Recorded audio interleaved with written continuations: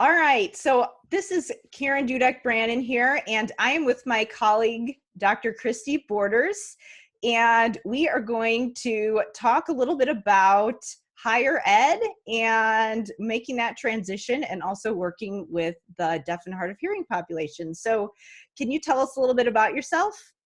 Sure. Hi, my name is Christy Borders, and I come from a background of education for deaf and hard of hearing students, and then eventually transitioned on to higher ed. So I taught for 7 years in the public school system and in the clinical setting. I actually taught at Vanderbilt Bill Wilkerson Center for deaf and hard of hearing students, and then went on to be an administrator at a school for the deaf in St. Louis, and then went on to get my doctorate. And obviously after that, transitioned into higher ed at Illinois State University. So what is one thing that most people don't know about working with the deaf and hard of hearing populations? Well, my main research is really an area that not a lot of people know about the deaf and hard of hearing population, and that is that almost half of students that are deaf and hard of hearing also have an additional disability. So we used to just think just about deafness in our field, and now we have to consider additional disabilities that are comorbid that also impact that population. I also think people either think people who are deaf and hard of hearing can't hear anything, or they just assume that it's a decrease in volume, but it's actually the lack of clarity of speech. Like there are holes in the speech signal, and that's what makes hearing impairment so impactful. So is there a common disability that also happens at the same time that you've seen? Are there certain ones that pop up a lot? Sure. I mean, obviously, if you consider how disabilities kind of disperse across a typical population, they disperse in a similar pattern for deaf and hard of hearing students. So disabilities that are considered high incidence, like learning disabilities, ADHD, different things like that, are also common within the deaf and hard of hearing population. Interestingly, autism is actually thought to occur more frequently in the deaf and hard of hearing population. That's a particular comorbidity that I study more than others. There's also disabilities that occur in utero that are impacted with hearing loss. Surprising to me when I learned it that your ears develop in utero around the same time as your kidneys. And so students that have renal difficulties often also have hearing loss. And then there are disabilities that have hearing loss associated, like Charge syndrome has hearing loss, as well as many, many other disabilities that go along with it. So a lot of the times, does it seem to be the thing that's causing the hearing loss is also causing the other disabilities, like a genetic syndrome or? A lot of syndromes these days, I'll be really honest. You know, there are just thousands and thousands of syndromes, and if they're an in utero syndrome, I mean, if you consider that there are many, many things developing at the same time, then everything is kind of impacted at the same time. We talk about a lot that oftentimes people make the mistake of thinking it's this disability plus this disability, but it's not additive in nature. It's very much multiplicative. And so it makes the approach to interventions more complex. So when we think about people who can't hear or maybe can't hear well, and think about how we learn language through exposure or how we learn to read and write, for people who have no idea about just how that process works, how do people with hearing loss learn to read, learn to write, and learn to speak? Right. It is a very long process, as you can imagine, and there are variables that impact that. For instance, if you have a mild hearing loss, you're not going to be as impacted as someone with a profound hearing loss who really doesn't have access to the speech signal. Mm-hmm. But if you think about it, what happens, and I can throw my own field under the Mm-hmm. bus here, we Yeah. haven't done a great job about figuring out that question. For over 60 years, the reading outcomes for deaf and hard of hearing students have stayed pretty much the same, Yeah. where a graduating deaf and hard of hearing student only graduates with a third to fourth grade reading level because it is so difficult. Like you said, typical children learn just from overhearing, so they learn how language works. And the field of deaf education is politically, I would guess, anchored, modality Mm-hmm. anchored, where so there are individuals who use maybe American Sign Language to kind of, it's the workaround, right? You Right. can't hear that language, you can't pick up on language, so instead we will sign and give you a mode that you do have access to. So that's kind of one very far side of the deaf education spectrum. And on the other side, you have increases in technology. So you have improved hearing aids and cochlear implants, things like that. That goal is to fill in the gaps in that speech signal. And so then the same strategies would be used that are used with a typically hearing individual. But as you can imagine, the timeline is delayed because I tell my students all the time, we used to think if you got your hearing aids at 6 months or cochlear implant at a year, that you were only 6 months to a year behind in language development, but it goes so much further back than that. So we talk about how when your baby is in utero, it's already picking up on the suprasegmentals of speech.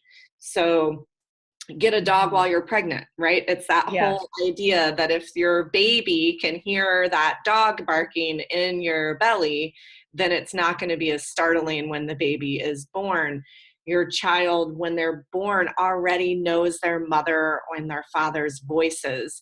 And so you're already even further behind in terms of learning that. So whether you're doing American Sign Language to kind of do the workaround, Mm-hmm. or you're doing listening and spoken language, it's really about more repetition, being very explicit and not assuming that a student's gonna pick up on Yeah. speech or language through listening, and then converting that to reading is an even longer road. For a long Yeah. time, deaf education focused on whole language. Mm-hmm.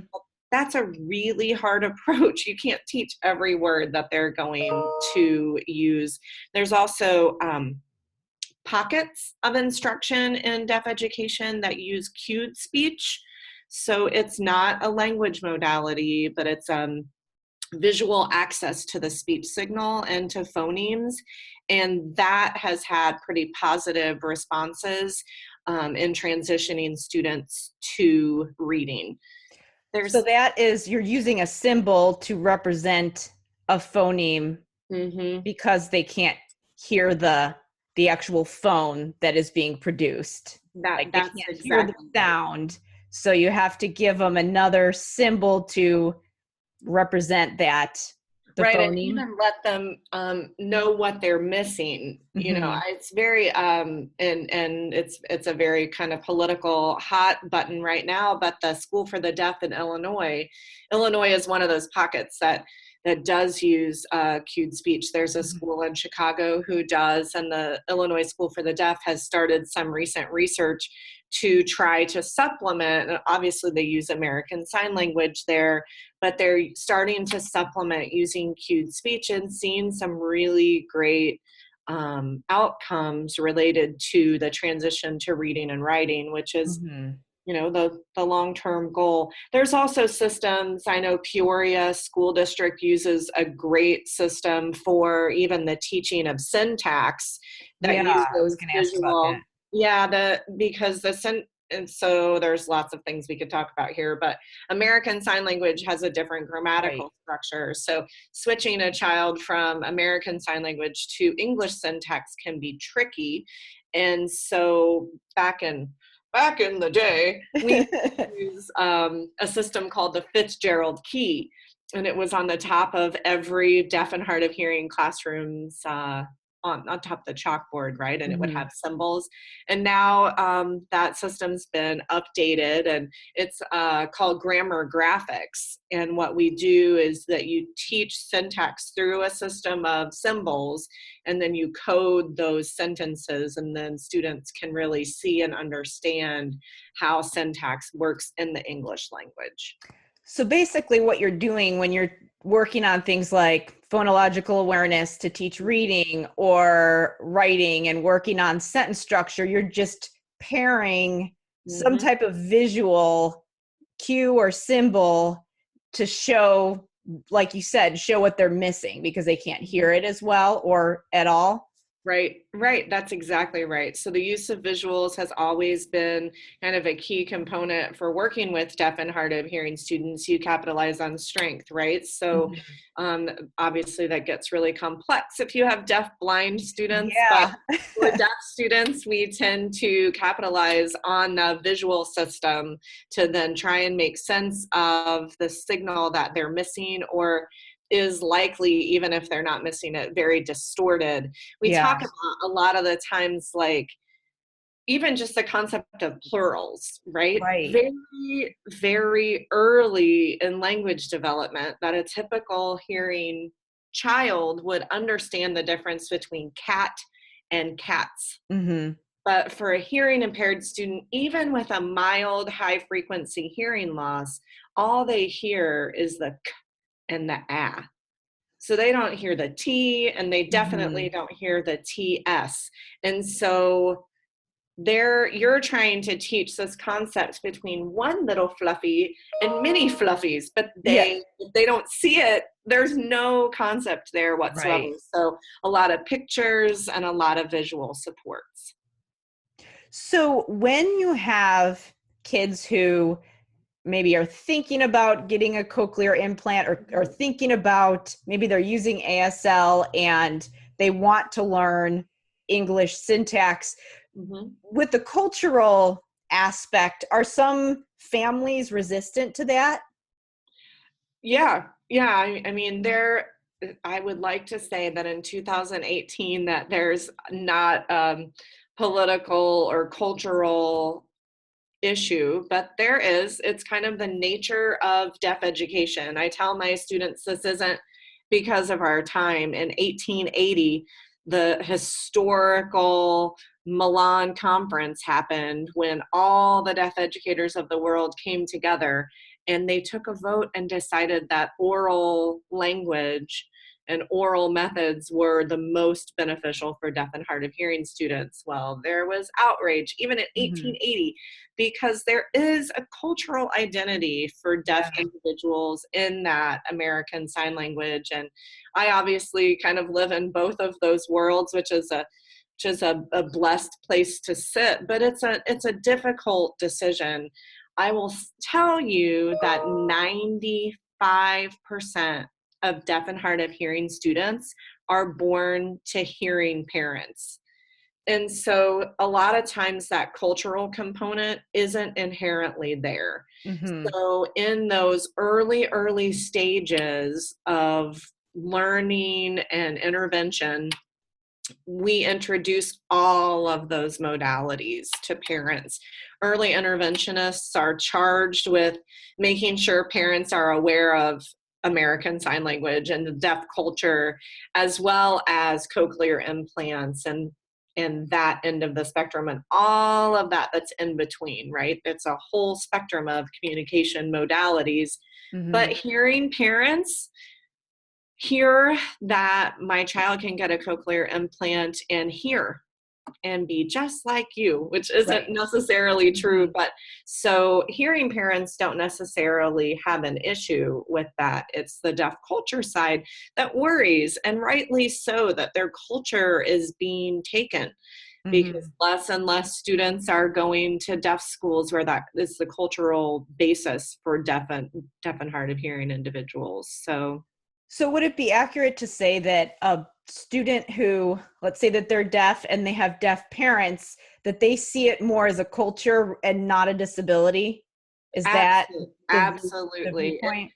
In fact, when I struggle to say deafness with additional disabilities, because that's actually Mhm. wrong in our field. So deafness is not viewed as a disability, especially from a cultural component. It is truly its own culture. And so what the terminology that we actually use in the field now is, for the population I was discussing, is deaf with disabilities, because deafness Okay. isn't considered a disability, right? And Yeah. that's where you get that. I'm sure you've heard of the concept of capital D deaf versus small d deaf. And capital D is the indication for culturally deaf Okay. versus a small d, which is medically deaf. Um, Okay. so there are differences there. And it's interesting to be a professor in special education, right, where we teach person first language. Right. That applies to everyone except individuals who are deaf and hard of hearing. They're deaf first because that's their cultural identity. Interesting. Mm-hmm. Yeah. I noticed that distinction, but I think we are so trained to put the person first, but Mm-hmm. that's interesting. Do you find that your college students who maybe don't come from that culture have a hard time with that concept? Just like, why wouldn't you want to hear? I mean, is that something that's hard for prospective students to grasp?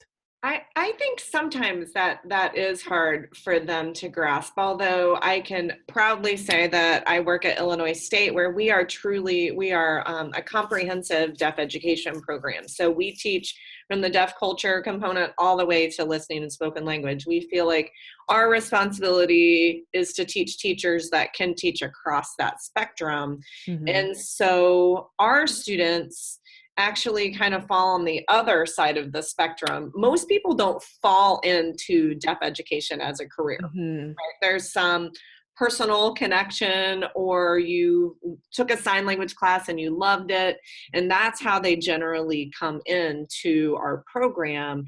And we very early on connect them with the deaf culture in our community and expect them to do multiple hours a week signing with native deaf signers. And so they become enculturated into that deaf culture and are actually most of the time more resistant to the other side, because they really Interesting. they respect the deaf culture, and they're spending time within the deaf culture and learning from deaf adults who are talking about the importance of that culture. And that's like a human contact, and they really believe in preserving that culture for people. And so when we have to switch them to this is going to be okay too, they're like, I don't know. Yeah, interesting.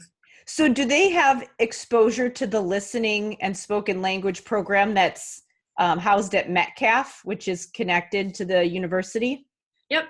Yep. So what we try to do at ISU's program is that we make sure that they have experiences across the communication modalities. Mm-hmm. And so they have to have a signing placement at some point. That may be the deaf school that is very much American Sign Language. More than likely, it's probably a total communication program, which tends to be more signs and English word order. Mm-hmm. But it's still, you have to know how to sign, or it's simultaneous communication where you sign and you speak at the same time. And then they also have that exposure to Metcalf and other oral and listening and spoken language placements. We actually added, and it's because I'm a mean professor, we have a sign proficiency test that they have to pass in order to progress through our deaf education program. But I said, well, if we are comprehensive, then we should have them also know that same amount of information on the listening and spoken language side. And so we have a very intense exam that they have to pass in their speech class as well, where they have to identify speech errors or listening errors, and then come up with tactile and visual strategies to correct those errors. So all of these special ed teachers that you are preparing are really well versed in the different language modalities and have a good sense of how language works. And for those of you listening who aren't familiar with ISU's campus, there is a lab school attached to the university. So they have the elementary school, and then they also have a high school, which is kind of a magnet, would you say, for students. There is the listening and spoken language program, and then also for students with visual impairments. Is that correct? Mm-hmm. Yeah, we have a preschool program designated for listening and spoken language. And as those preschoolers sometimes matriculate into Metcalf, you can see some of our younger students who tend to have that listening and spoken language modality. And then we have in between, later elementary all the way through the high school, we have individuals who are deaf and hard of hearing who tend to use more of a signed modality. Mm-hmm. So it's a wonderful gift for us that we have students right across the street that our college students can interact with. And most of the time our college students try to take opportunities to do before school or lunch care or something. Right. They get the chance to interact with deaf students on a regular basis. So yeah, so it sounds like they have a very wide range of experiences going in. So just to switch gears, from your experiences with the deaf and hard of hearing populations, so now I was just curious, what made you decide to transition to higher ed? What led up to that decision? Yes, it's a journey for sure. I was so blessed to secure a position as a teacher of the deaf at the Vanderbilt Bill Wilkerson Center, where I was hired as a total communication teacher. They needed a teacher who could sign for the students who were getting cochlear implants and had good hearing aids, but were still kind of not able to transition fully. So they still needed assigned support. So I took that position and I worked there for several years. And while I was working there, it became very clear to me it was not an experience I was planning on, right? Yeah. I was working with audiology students, speech master's students, and the deaf education students from Vanderbilt. They would come over from Peabody and they would watch our therapy sessions on a regular basis. We had the weird clinical experience of teaching behind a one-way mirror. Right. So surgeons, parents, teacher, anybody in the community could come and watch us teach. And working with those college students I was very nervous. I didn't even have my master's degree and I thought, I can't do this. Yeah. But I quickly learned that field experience and working with students in this real moment was a very impactful way to change education for deaf and hard of hearing students. And so I don't know if this probably sound weird, but I had a moment when I was sitting there and I realized I could impact 10 students a year teaching and loving teaching, or I could teach 10 students to teach 10 students, and the impact Right. factor really started to make sense with me as I worked with these college students. And so that just led to me going to get my master's. My undergrad was at Ball State University. Okay. So their program is a bilingual, bicultural program. So very much focused on American Sign Language and the cultural component. And here I was teaching in a cochlear implant center. And I thought, I don't know that I know. There's so much more Right. to know. And so I went and got my master's at the medical school at Washington University in speech and hearing sciences so that I could learn that other part. And at that point knew that a doctorate was in my future. And also because my student population was so complex, there were just these little puzzles in my classroom Hmm. with Charge syndrome and autism and all these really complex disabilities. And that was what it was very much field and experience driven. It was working with college students can increase that impact. And these students who are little puzzles need an answer. Hmm. So that's why I decided to go on and get my doctorate. Yeah. So I wanted to jump back just, Yeah.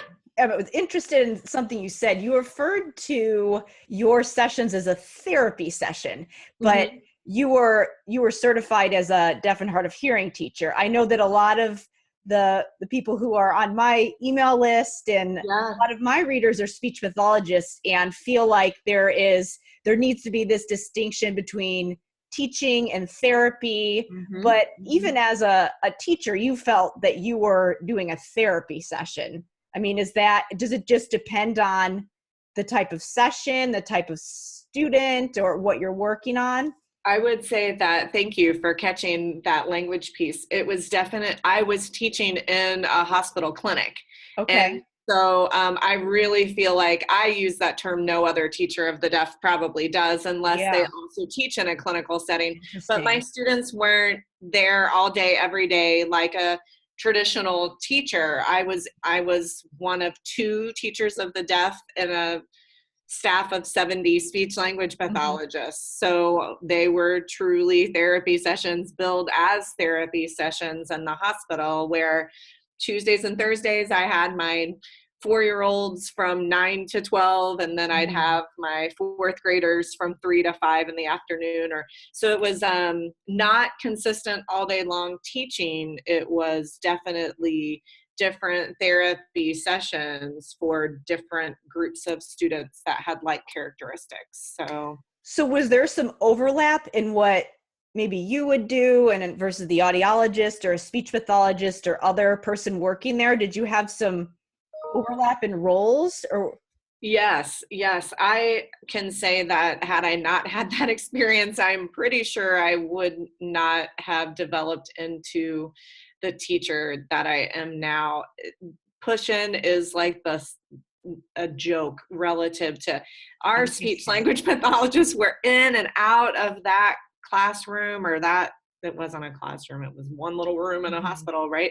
But they were in and out of there. They were coming and doing art at our table with us, and then they'd pull students out for one-on-one Mhm. therapy sessions. And we were so blessed. If a cochlear implant had an issue, we'd just send them across the parking lot Mhm. to the audiologist. It was very much a consistent teaming. I was on the oral habilitation team there, and we were all collaborating all the time for our students. So it was an incredible experience. So when we say push in is kind of a joke, meaning like just go in for one class and leave, is Yeah, really and just I'm just kind yeah, of a limited thinking where it's like it's not just about you physically just being in there. It's more about, are you collaborating while you're doing that or while you're doing whatever you're doing? yeah, absolutely. And when I say the joke, it's because to call it that is just not even fair, Hmm. right? That limited Interesting. thinking about push-in, because I mean, and we all shared an office together in the basement. Yeah. So we were constantly strategizing on what can we do. And I was learning at a crazy rate because I didn't know much about speech. And so my speech language pathologists were telling me, this is what I want you to try to get him to do. And they were teaching me these behavioral interventions from our autism specialists, were teaching me how to put reinforcement in my classroom. It was not an hour a day or a 30-minute session. It was a constant all day long collaboration in that setting. So what would a typical therapy session look like? I know it probably varies for students, but was it mostly an oral rehabilitation session, or did it just kind of depend? Well, I had from literally the parent-infant group where it was parents sitting on couches and we'd bring snacks. And so from that session all the way up to individual therapy sessions with 20-year-old college students at Vanderbilt. So they looked very different. So I will tell you that who I taught the most, which were what would a typical therapy session look like for your most commons? Yeah. So my most common were those preschoolers or early kindergarten. So that 3 to 5-year-old group. And what we tried to do is it'd be about 3 hours long. And we tried to make the session where they were in my room mirror what they would eventually be transitioning into. So they would come in the morning and we would do, the typical circle time kind of thing. We would do reading, art, snack, all of those typical preschool kinds of activities. I will say that the difference is that if I had 4 students and one of them was a signer and one of them was oral and one of them, lots of different things, that what we did was we always tried a system of least to most prompting in our sessions. So we always have those speech hoops because we're doing oral habilitation. So I would lift up my speech hoop and I would say, like if I'm reading a book, I would say, where is the cat? Or something like that behind there. So individuals who could access with listening only could attempt. And then I would take that down and then I would say it where they could read my lips. And I'd say, where is the cat? And then if no response, then I would say, where is the cat? And so we would kind of build on those prompts so everybody had access in their most complex receptive ability. And so it was that all day long, whether it was stories or snacks or, the parents who watch therapy would be like, oh my gosh, you don't even give them anything unless they ask. And I'm like, similar to speech language pathology, right? It was constant sabotage and holding back things until they communicated. So really just holding all day long or that whole session where communication had to occur for them to get what they needed. So it was basically a classroom, but you were on all the time. Always needing to prompt and think about what you were doing. And then we had teachers, assistants in the classroom who would take constant data. So we had data sheets of every single session, every single day, and we would track their receptive language, their expressive language, their oral, their listening, how many prompts did they need. And then we would take our data sheets and the speech language pathologist would take their data sheets from their individual one-on-one sessions. And when we wrote our reports for insurance, which were sometimes every 3 months, up to treatment plans, which would be 6 months to a year long, or the IEPs for the school district, we would take all of our data from those and we co-wrote, which again, the collaboration was unbelievable.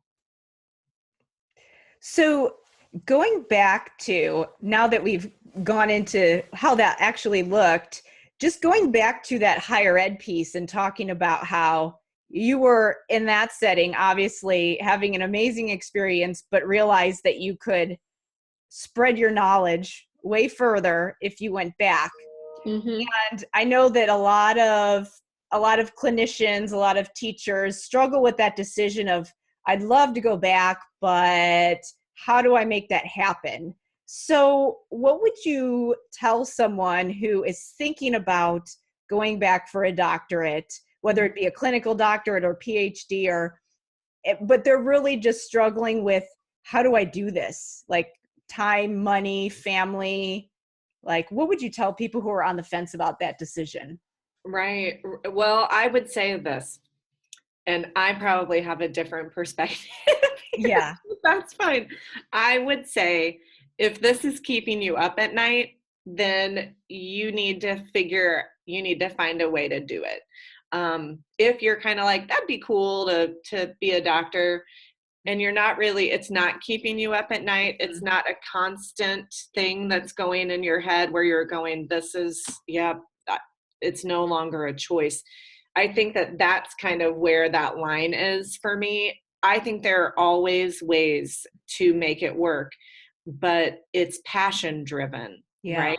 So I took a huge pay cut to make that decision, but our family made that decision because I was never going to be satisfied working in a job where I wasn't able to move on and work with teachers.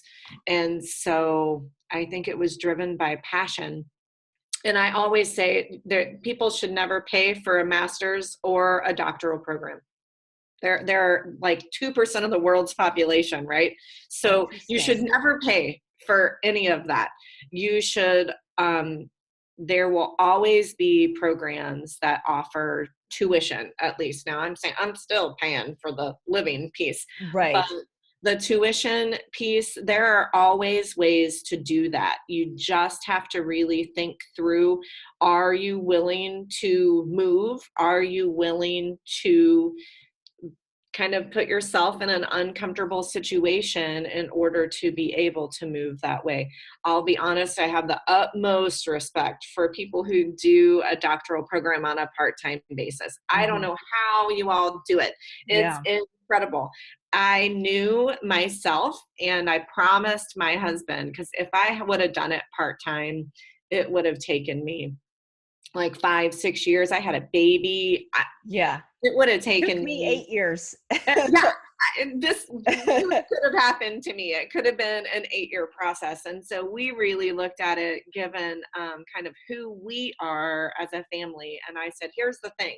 I'm either going to be stressed out and it's going to take us 8 years, or we just bite the bullet and I promise you I will finish in 3 years. And I did.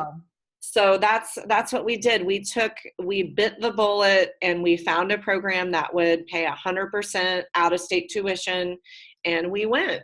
And that's how we did it. I think passion drives a doctoral program. You know this, it does. And if you are not passionate, a doctoral program is torture. Yeah. It's just torture. You have to have, I tell my students this all the time, first semester doc students, if you have more questions than answers, you're going to be fine in a doc program. Interesting. Like you have to be constant, questioning your field, questioning. And if you're in that cognitive space, then you'll have what it takes to make it through a doctoral program.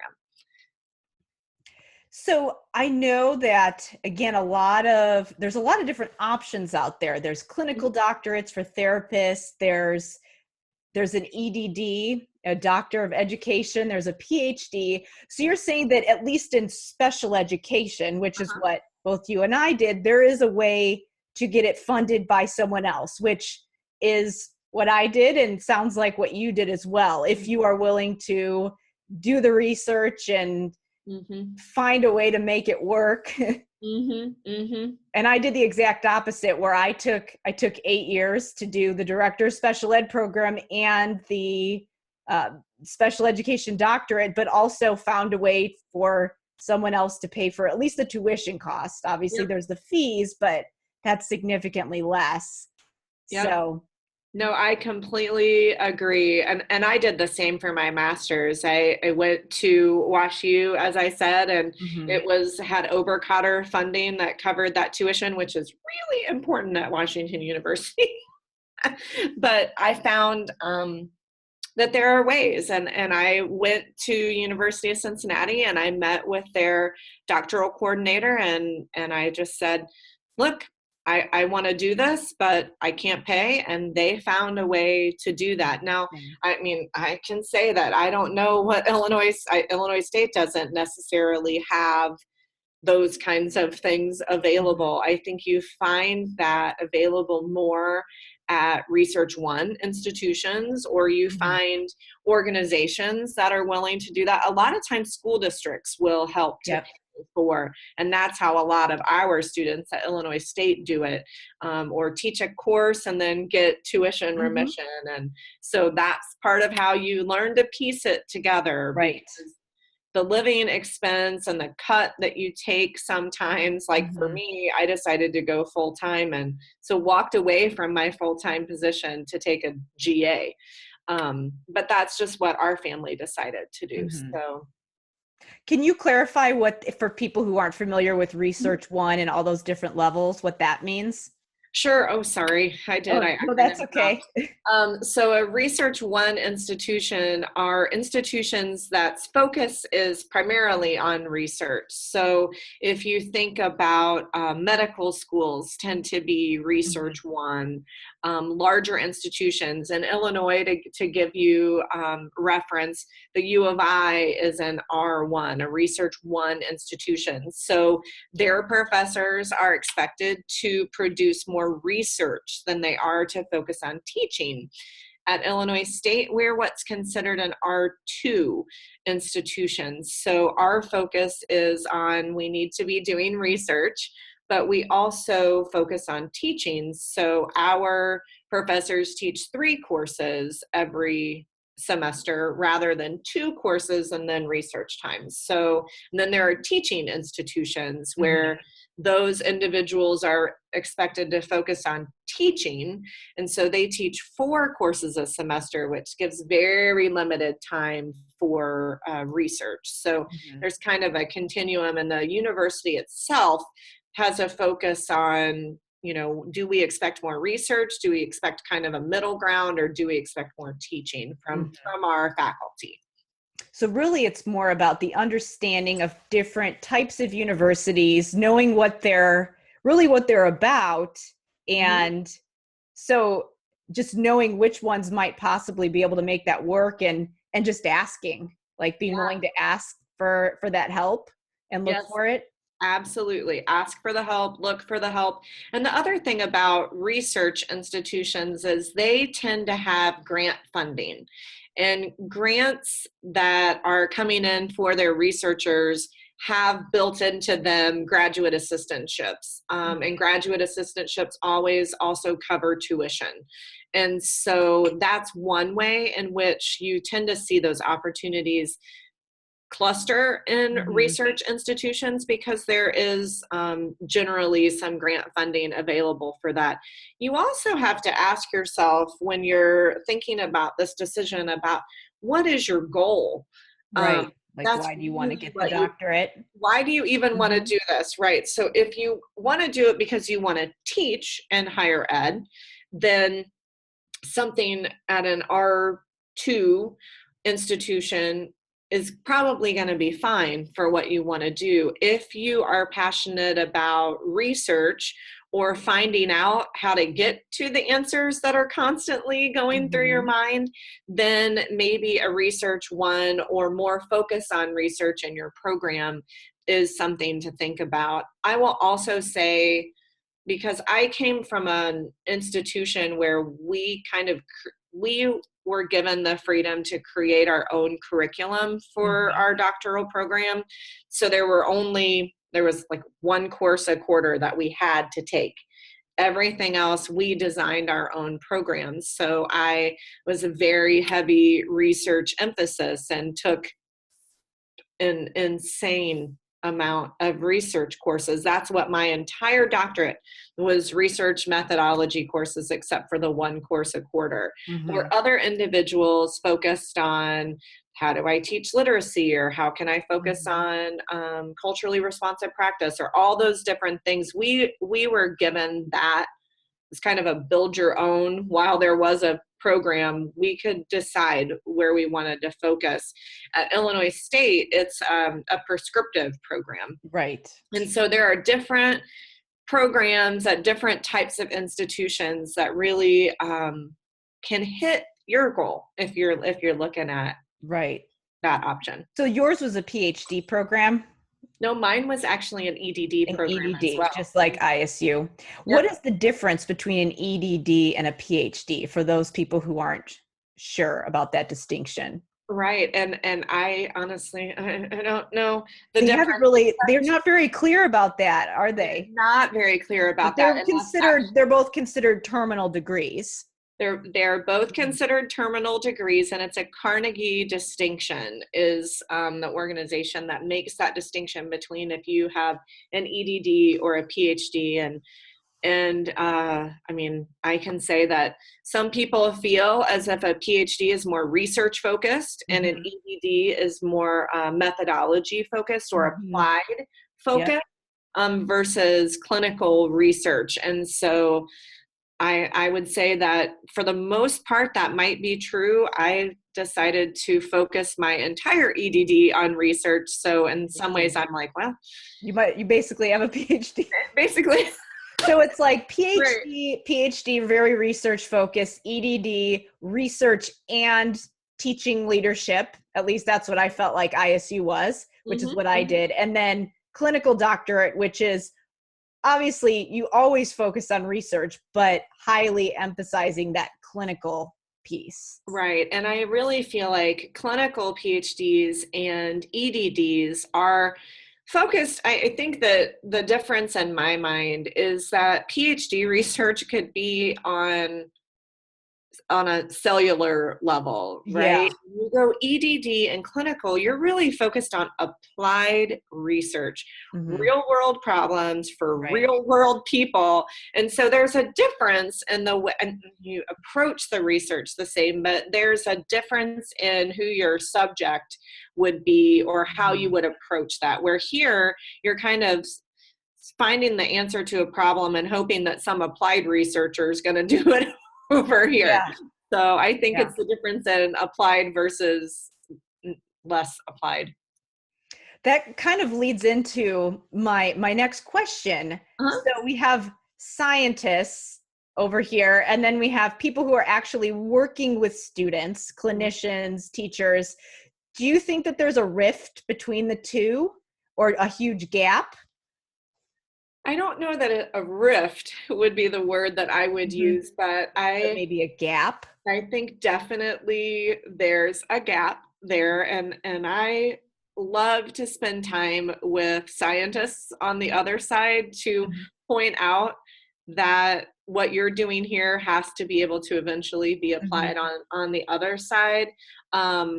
I love, one of my favorite researchers of all time right now is Aaron Shield, who does research on linguistics in ASL.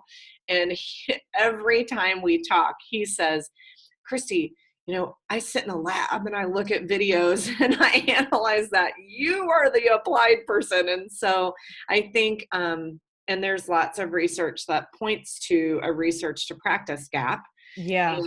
And so that's research about research, basically. There's research about research. There's research about this great research is happening, but we don't know how to transition that into real meaningful contexts for people. And I think my favorite place that I go every year, Dr. Bach and I go to the Neurological Disorders Summit. We get invited to go, and we go to this as educational individuals in autism. So every room has a different neurological disorder that they focus on. Autism, Alzheimer's, Parkinson's, all these different things. And so they say, hey, you do research in autism, come.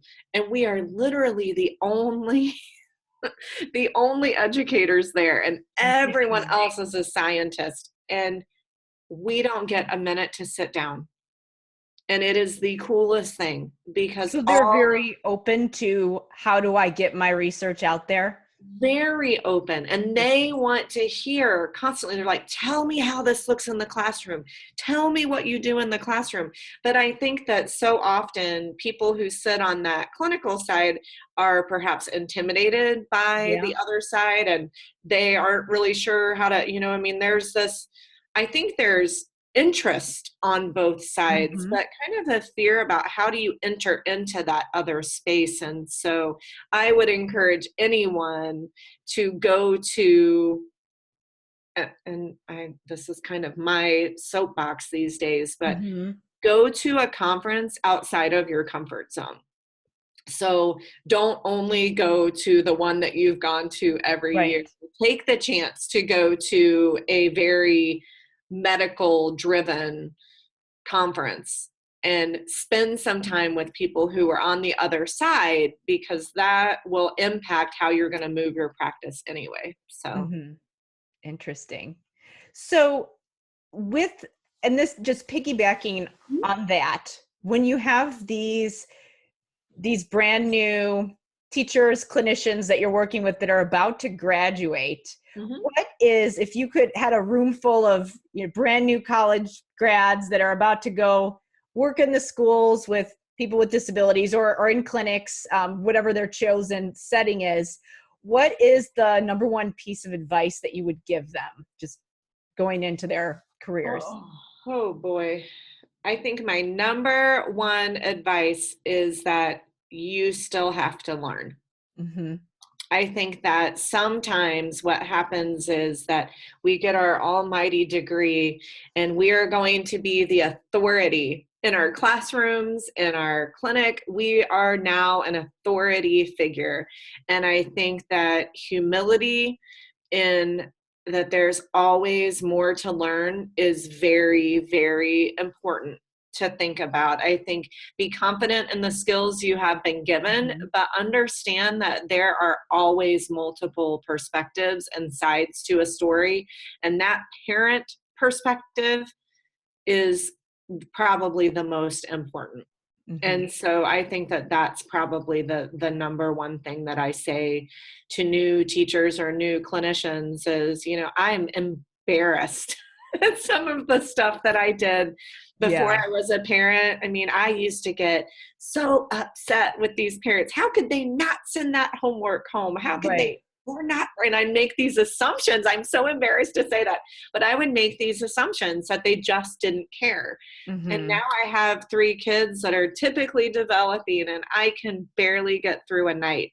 And so I really assumed that I was the authority and that they were wrong, and that was a disservice that I was doing to my students and to my families. And so I think really just admitting to yourself that you may not know the full answer. You may not understand that full context is I think probably my number one take home is just take a step back and listen to those families, and you will gain more than you can ever imagine. Now, on the flip side, is there bad advice that you hear being given to brand new clinicians and teachers? Is there something that you would tell them to just ignore this piece of advice? I think I would tell them my number one advice, and this is advice, but it's kind of bad, like, just don't do this. If you are a teacher, do not go and spend time in the teacher's lounge. Interesting. Like, absolutely not. And actually, another piece of don't do this that I believe in wholeheartedly is don't read a comprehensive file on a student before you meet them. I actually had the practice of not, you skimmed the IEPs, skim the goal pages, don't read anything else. Don't read present levels, don't read any of it before you meet your students, because labeling theory is a real thing. And so the worst thing you could do for your students is to come in with an assumption. And an assumption that they're not going to be able to do something is very, very, it could have a potentially very negative impact on your students. So don't read that and assume that it's correct, because students should always have the chance to recreate themselves in your space and with you. And so don't read and make assumptions about your students, and don't spend time in faculty lounges. And the reason that I say that, and this is, my dad was a teacher, so he told me that advice when I graduated. It's very true, because teaching and being a therapist is a stressful job. It is. And when you're stressed and you finally get that hour to go in the teacher's lounge, most of the time that's not a positive, let's talk about how great our students are. It's really where we air our stresses, and then that becomes kind of a petri dish of negativity most of the time. And so I say, stick your nose to your desk, keep your eyes on your students, and then don't make assumptions. So that's a way to survive in a field that can be really, really tough on a day-to-day basis. So when I know a lot of people, that's like the exact opposite of some of the advice you hear. They say, oh, you've got to socialize with your colleagues and go eat lunch with them. So how should you go about building that collaboration if you aren't, and again, I've also heard that the walls are thin, be careful what you say about your students because people are walking by and that kind of thing. So how should you foster the relationships if you're not going to do the standard go eat lunch in the teacher's lounge type of thing?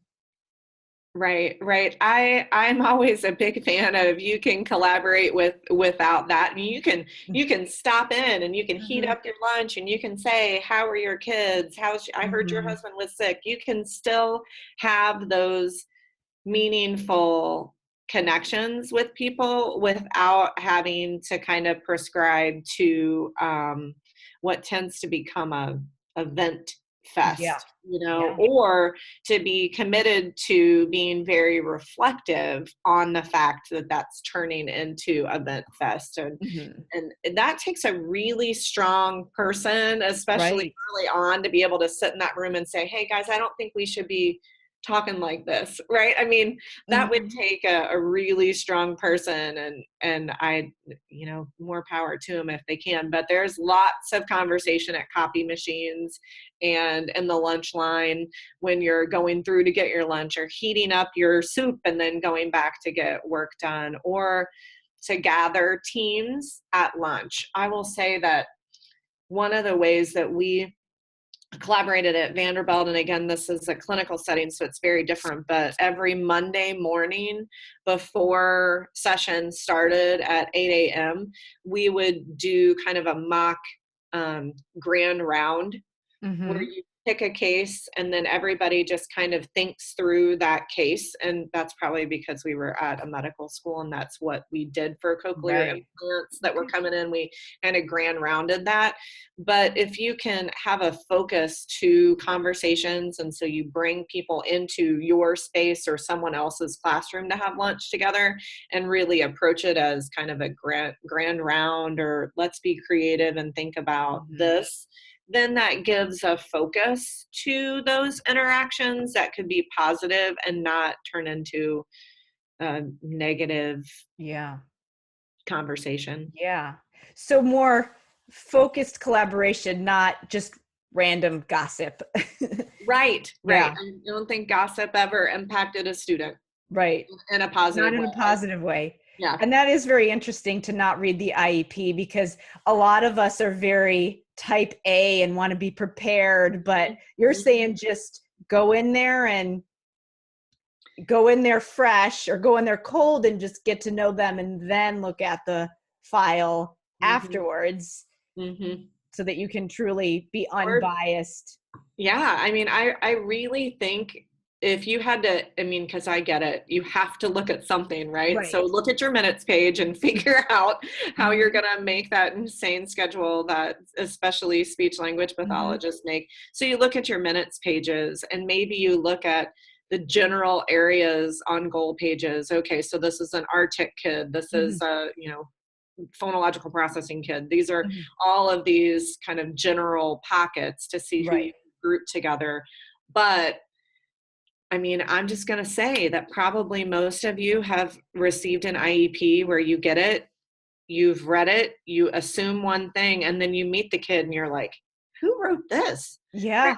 And Yeah. I think that a lot of times, and again, that labeling theory, they've done research where you give teachers a stack of information and you tell them just the label, just the Yep. diagnostic label, and they go in with assumptions on what a student can or cannot do. And I just think every student every year should have the chance to redefine who they're going to be.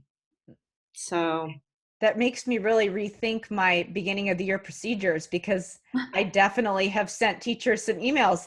This kid is in speech and this is their label and this is what you can expect. And I think this actually might make a lot of us feel a little better when we get busy and maybe haven't looked at the IEP or mhm. haven't had time to touch base with a teacher, that maybe it's a good thing to just see what happens Yeah, and not place those expectations there. I think it's always from a good intentioned place, right? I Mhm. mean, teachers of the deaf have to do in services at the start of the school year to at least get Mhm. teachers ready for this new equipment that you're going to be seeing in your room, and there's going to be people in and out, and to kind of prep them for that. And we even do like hearing loss simulations and things Right. like that, just to kind of give some perspective to teachers. And on one hand, I can really see the importance of that. On the other hand, I would love to do those a month after school starts, Yeah. because I just feel like that those students deserve a chance to become a part of a classroom community without Mhm. assumptions being placed on them. So when, and I know in the district that I am in, sometimes we'll have the teacher who's going to have the student come to Mhm. the IEP meeting, and especially if if it's a student who has autism and they're nonverbal, probably want to give the teacher the heads up. Right, right, But right. how do you find the balance between the two if you are in a district that likes to have the teachers come to Mhm. the IEP meeting so that they know which students are coming into their classroom, or you do have certain students where it's like you have to let the teacher know about certain things. How do you Absolutely. find the balance between those two? I think that and you're right. I mean, you kind of you have to Yeah. do both of those things.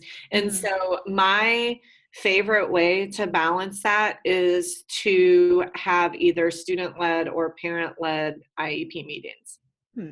And that you start my favorite way to start every IEP meeting is to, rather than jump right into that paperwork, and I Mhm. know that we all have really tight, but Right. why not give that parent 10 minutes, show us a picture, tell us about, what does he like to do, what Mhm. are you going to do this summer? And then you get to hear the part you get to hear a story about a kid that makes that kid a kid Mhm. who's loved by their parent and not being presented only as an issue within the classroom, right? Right. You get that. I think that there are ways in which you can tie in that positive perspective on a student, and the best person to do that in the entire world is that parent. Yeah. I think that a lot of times parents are, it's like we've trained them to listen.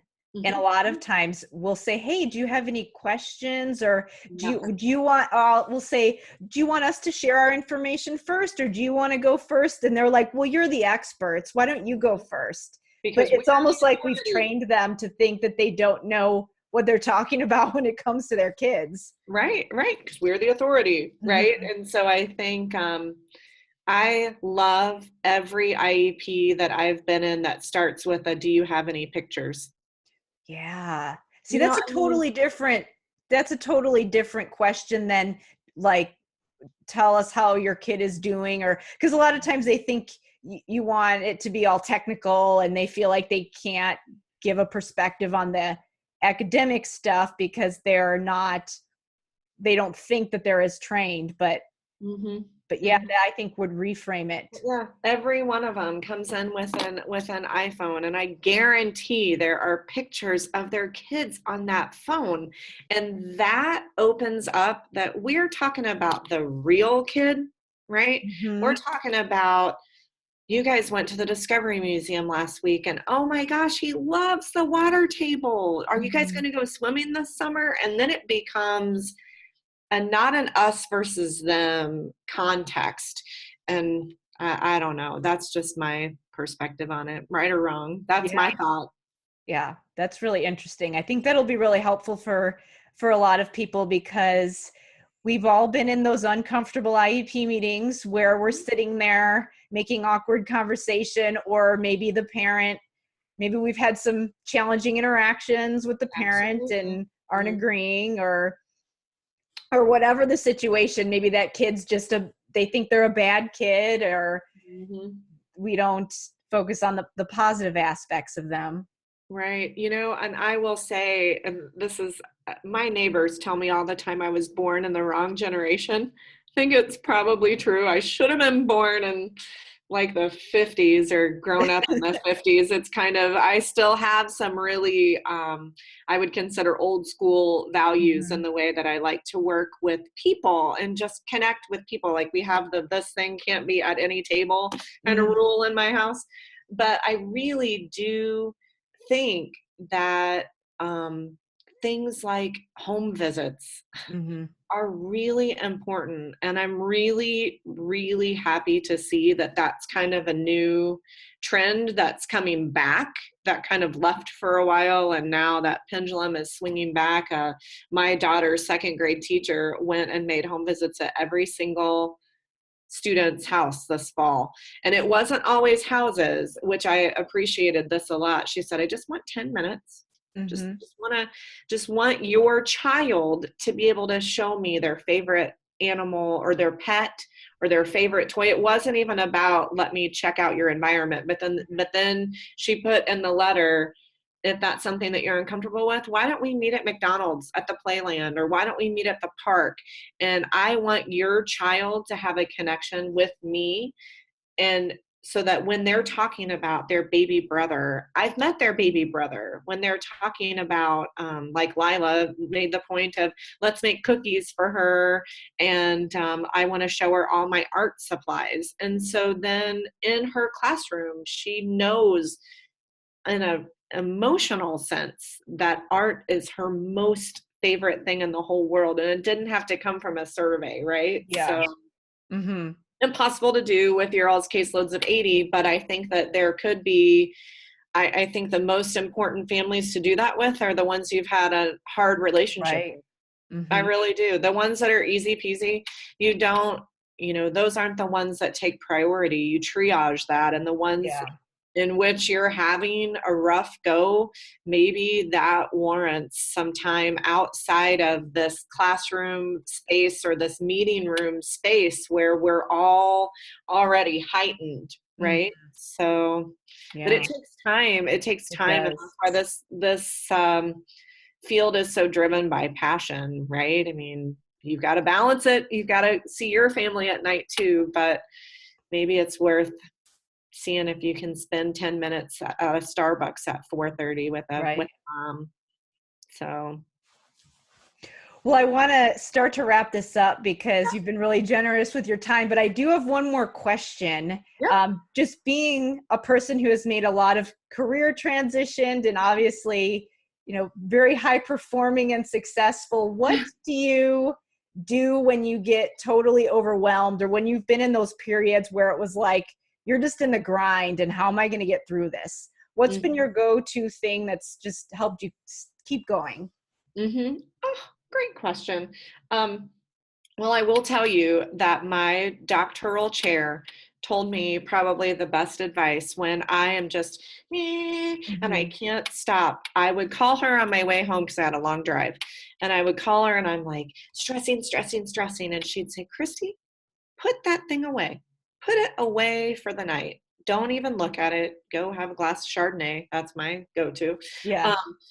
Put it away for the night and take a break from it. And she would always say, and then when you wake up in the morning, you're going to know your answer. And I'm like, you know what? Neuroscience tells us that we can't grow a synapse unless we rest. And so often when we are in that grind and so completely stressed out, we're not sleeping, we're not taking time for ourselves, we're not putting away the work for a minute and going to the park with our kids for a half hour. There have been plenty of times when I am completely stressed out, and I'm lucky that I have a husband who balances me in that way. And when I am very stressed, he'll say, there are no fires. This isn't a fire. You need to go out and you need to spend some time with your family and just be away from it. And I think that we have to allow ourselves to take that break and then get right back to it. Yep. But you have to give yourself intermittent breaks. You do. And then you have to also know, because like I've got a huge report due on Friday, right? So I got to work this week. But then once that Friday hits, I'm going to give myself Saturday. I'm maybe even going to give myself to the next Monday and then get back to work again. And I know speech language pathologists and by nature are very type A and very, very successful and driven. But there is another piece to life. And if you don't balance that out, you will be really burnt out. I tell my kids all the time, doesn't matter how many books I've written at the end of my life. All that matters are those relationships. And so take those times to build relationships. That's my go-to. Great. Well, thank you so much for taking the time to chat with me today. Yes. Thank you, Karen. Thanks.